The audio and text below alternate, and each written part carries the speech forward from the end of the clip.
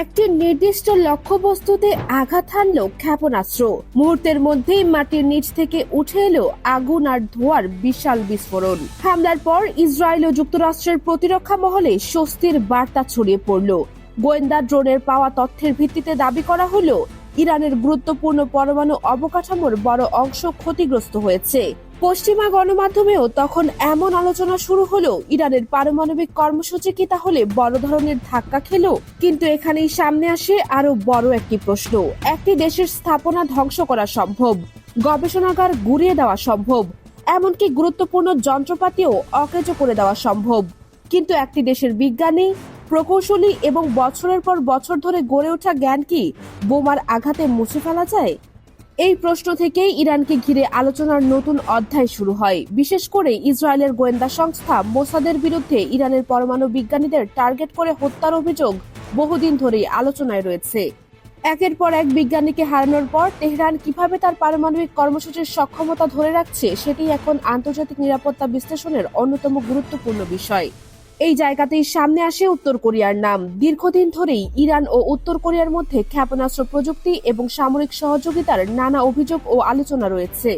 কিন্তু প্রশ্ন হচ্ছে, এই সম্পর্ক কি শুধু ক্ষেপণাস্ত্র প্রযুক্তির মধ্যে সীমাবদ্ধ, নাকি এর পরিধি আরো গভীরে পৌঁছেছে? পারস্য উপসাগরের আকাশে যখন মার্কিন বোমারু বিমান টহল দিচ্ছে, ইরানের পরমাণু স্থাপনাগুলো যখন হামলার ঝুঁকিতে, তখন তেহরানের জন্য সবচেয়ে বড় সম্পদ হয়ে উঠতে পারে তার মাটির নিচে থাকা অবকাঠামো এবং দীর্ঘদিনের প্রযুক্তিগত জ্ঞান। আর এখানেই উত্তর কোরিয়ার সঙ্গে ইরানের সম্ভাব্য সহযোগিতা নিয়ে নতুন করে প্রশ্ন উঠছে। ইরানের নাতাঞ্জ ও ইস্পাহানকে ঘিরে গড়ে ওঠা পরমাণু অবকাঠামো বহু বছর ধরে আন্তর্জাতিক পর্যবেক্ষণের কেন্দ্রে। এসব স্থাপনার পাশাপাশি দেশটির বিভিন্ন পাহাড়ি ও ভূগর্ভস্থ সামরিক স্থাপনা নিয়েও দীর্ঘদিন ধরে আলোচনা চলছে।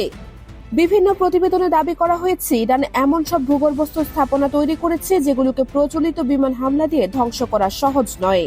ইরানের ক্ষেপণাস্ত্র সক্ষমতা নিয়েও বহু বছর ধরে উত্তর কোরিয়ার সঙ্গে প্রযুক্তিগত যোগাযোগের অভিযোগ রয়েছে। বিশেষ করে সাহাব সিরিজের ক্ষেপণাস্ত্রের সঙ্গে উত্তর কোরিয়ার নোডং ক্ষেপণাস্ত্রের প্রযুক্তির মিল নিয়ে বিভিন্ন সময়ে আন্তর্জাতিক মহলে আলোচনা হয়েছে। তবে এসব সহযোগিতার প্রতিটি দাবি নিয়ে একই ধরনের নির্ভরযোগ্য প্রমাণ প্রকাশ্যে নেই। তারপরও দুই দেশের সামরিক প্রযুক্তিগত যোগাযোগের ইতিহাস যে বহু পুরনো, সেটি আন্তর্জাতিক নিরাপত্তা আলোচনায় বারবার উঠে এসেছে।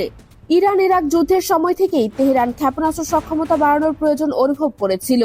সেই সময় উত্তর কোরিয়ার সঙ্গে সামরিক প্রযুক্তিগত যোগাযোগের সূত্র তৈরি হয় বলে বিভিন্ন প্রতিবেদনে দাবি করা হয়েছে। পরবর্তী কয়েক দশকে এই যোগাযোগ আরো বিস্তৃত হয়েছে এমন অভিযোগ রয়েছে।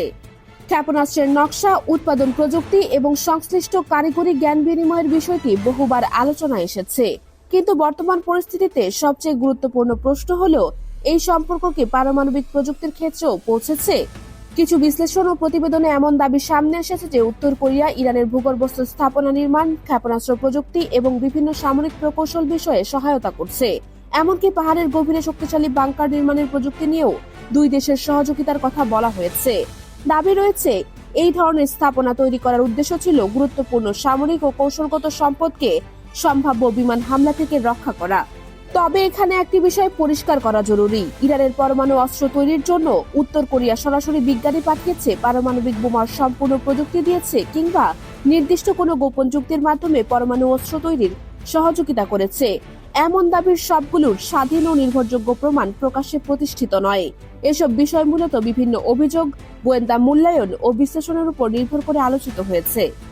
তারপরও সন্দেহের জায়গাটি তৈরি হয় ইরানের ইউরেনিয়াম সমৃদ্ধকরণ কর্মসূচিকে ঘিরে। ইরানের পরমাণু কর্মসূচি নিয়ে আন্তর্জাতিক মহলের উদ্বেগের অন্যতম কারণ হলো ইউরেনিয়াম সমৃদ্ধকরণের মাত্রা। ইরান বরাবরই বলে আসছে, তাদের পারমাণবিক কর্মসূচি শান্তিপূর্ণ উদ্দেশ্যে পরিচালিত হচ্ছে। অন্যদিকে পশ্চিমা দেশগুলো দীর্ঘদিন ধরে আশঙ্কা প্রকাশ করে আসছে, এই সক্ষমতা ভবিষ্যতে অস্ত্র তৈরির দিকে যেতে পারে। ইস্পাহানের ইউরেনিয়াম রূপান্তর কেন্দ্র সহ বিভিন্ন স্থাপনা হামলার শিকার হলে ইরানের পরমাণু কর্মসূচি কতটা পিছিয়ে যাবে, সেটিও বড় প্রশ্ন। কারণ একটি স্থাপনা ধ্বংস হলেই পুরো প্রযুক্তিগত সক্ষমতা শেষ হয়ে যায় না।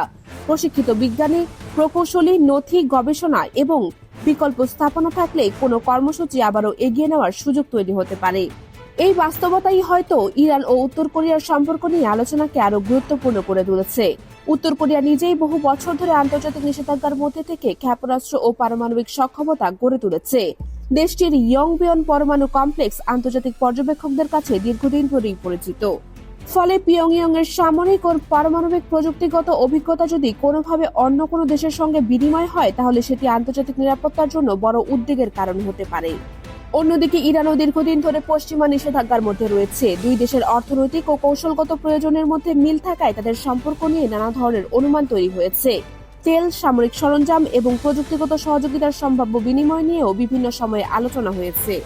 কিছু অভিযোগে এমনও বলা হয়েছে যে ব্যাংকিং ব্যবস্থার বাইরে পণ্য বিনিময়ের মাধ্যমে এই ধরনের লেনদেন করা সম্ভব। নিষেধাজ্ঞার কারণে যখন স্বাভাবিক আর্থিক লেনদেন কঠিন হয়ে পড়ে, তখন তেল বা অন্যান্য পণ্যের বিনিময়ে প্রযুক্তি সংগ্রহের সম্ভাবনা নিয়ে বিশ্লেষণ করা হয়েছে।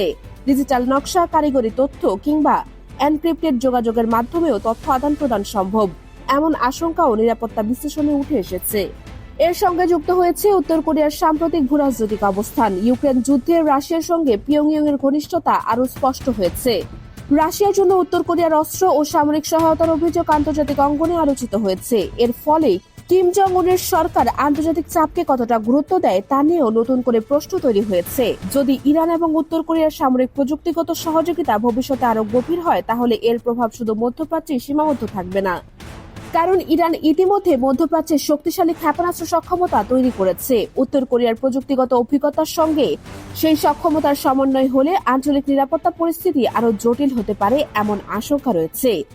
ইসরায়েলের জন্য বিষয়টি অত্যন্ত গুরুত্বপূর্ণ, কারণ তেল আবিব বহু বছর ধরে ইরানের পরমাণু কর্মসূচিকে নিজেদের জাতীয় নিরাপত্তার জন্য বড় হুমকি হিসেবে বিবেচনা করে আসছে। ইরানের পরমাণু স্থাপনায় হামলা চালিয়ে যদি কিছু অবকাঠামো ধ্বংসও করা হয়, কিন্তু দেশটির প্রযুক্তিগত জ্ঞান এবং বিকল্প সক্ষমতা টিকে থাকে, তাহলে সামরিক হামলার ফল দীর্ঘস্থায়ী নাও হতে পারে। এখানেই ফিরে আসে সেই প্রথম প্রশ্ন, বোমা দিয়ে কি একটি জাতির মেধা ধ্বংস করা যায়? একটি স্থাপনা ধ্বংস করা যায়, একটি রিঅ্যাক্টর ক্ষতিগ্রস্ত করা যায়, একটি ল্যাবরেটরি অচল করে দেওয়া যায়। কিন্তু বহু বছর ধরে তৈরি হওয়া বৈজ্ঞানিক জ্ঞান যদি অন্য জায়গায় সংরক্ষিত থাকে, তাহলে সেই কর্মসূচি আবারও ফিরে আসতে পারে। আর ইরানের ক্ষেত্রে ভূগর্ভস্থ স্থাপনা, বিকল্প অবকাঠামো এবং প্রশিক্ষিত জনবল নিয়ে এই আশঙ্কাই সবচেয়ে বেশি আলোচিত। তবে ইরান ও উত্তর কোরিয়ার মধ্যে সরাসরি পারমাণবিক অস্ত্র তৈরির সহযোগিতা বা তেহরান উত্তর কোরিয়ার বিজ্ঞানীদের গোপন উপস্থিতির মতো চাঞ্চল্যকর দাবিগুলোকে এখনই নিশ্চিত সত্য হিসেবে দেখার সুযোগ নেই।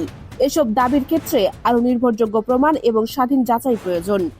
আপনার কি মনে হয়, উত্তর কোরিয়ার সম্ভাব্য সামরিক সহযোগিতা ইরানের সক্ষমতাকে আরও শক্তিশালী করতে পারে, নাকি ইসরায়েল ও পশ্চিমা গোয়েন্দাদের পরবর্তী পদক্ষেপ এই সম্ভাবনাকে থামিয়ে দিতে পারে?